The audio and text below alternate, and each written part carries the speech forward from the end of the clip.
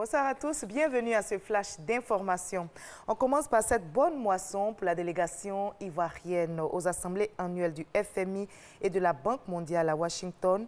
Hier samedi, au siège de l'institution, 3 accords de financement ont été signés pour une enveloppe de 295 millions de dollars, soit environ 157 milliards de francs CFA. L'un de ces accords porte sur la mise en œuvre de la politique de transformation locale de l'ANACART. La brigade mondaine met fin aux activités d'un réseau de proxénètes dans la commune de Port-Boué. Ce réseau promettait à des jeunes filles mineures depuis le Nigeria des emplois et les contraignait à la prostitution. Une fois ici à Abidjan, ces membres ont été démasqués par la brigade mondaine grâce à la collaboration d'une de leurs victimes âgée de 16 ans. Le témoignage d'Abou Sanogo.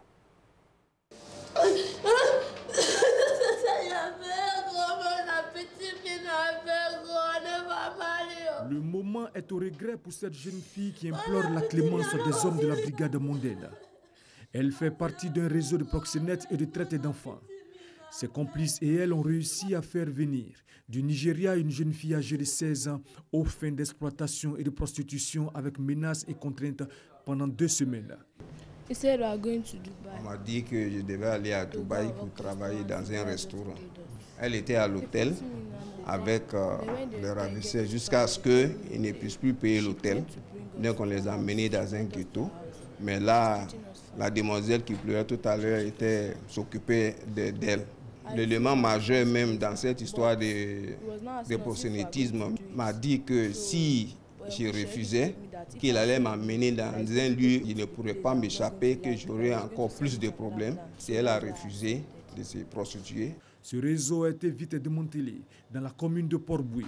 On les a interpellés dans un ghetto de prostituées situé précisément dans les environs du marché de nuit à Port-Boué.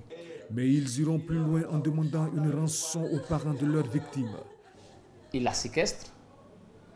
Ils appellent le père de cette jeune fille qui réside à Dubaï. Ils demandent une rançon avant de libérer la jeune fille. Le papa a appelé l'ambassade de Dubaï et on a transféré l'appel à mon bureau. Et c'est là qu'il m'a dit qu'il y a des gens qui l'ont appelé d'Abidjan. Ils ont fait venir sa fille en Côte d'Ivoire ici. Et on lui demande une somme de 300 000 naira, ce qui équivaut à 500 000 francs CFA, pour pouvoir libérer sa fille. Les ravisseurs seront face au procureur de la République pour répondre des faits qui leur sont reprochés. Quant à la jeune Blessing, qui revient de loin, elle n'a qu'une seule envie, retrouver au plus vite sa famille au Nigeria. À l'étranger, le Togo est de nouveau touché par la grippe aviaire. L'information a été confirmée hier par le gouvernement togolais suite à un test effectué dans la préfecture des Lacs, c'est à l'est de Lomé. Pour riposter contre l'épidémie, le gouvernement prévoit entre autres l'interdiction de tout mouvement des volailles pour une période de 30 jours dans la dite préfecture. Notez que le Togo avait été touché en 2008 par la grippe aviaire qui avait occasionné une importante baisse de la production de volailles qui est passée de 14 millions de têtes à un peu plus de 8 millions en 2011. De nouveaux cas avaient également été signalés en août 2016.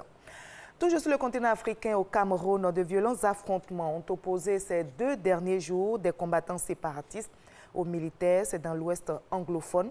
Des séparatistes qui, en plus des armes traditionnelles, utilisent aussi désormais des mines pour piéger les voies de circulation.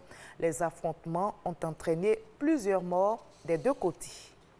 Enfin, en RD Congo, un accord a été trouvé entre le gouvernement et le parti de l'opposition, l'UDPS, pour le rapatriement de la dépouille d'Étienne Tshisekedi plus d'1 an après son décès. Le leader de l'opposition est décédé, je rappelle, début février 2017 à Bruxelles. Et selon le protocole d'accord signé, un avion spécial sera envoyé à Bruxelles pour ramener le corps et une commission spéciale a été instituée pour organiser ses funérailles en RD Congo, mais aucune date n'a été encore arrêtée.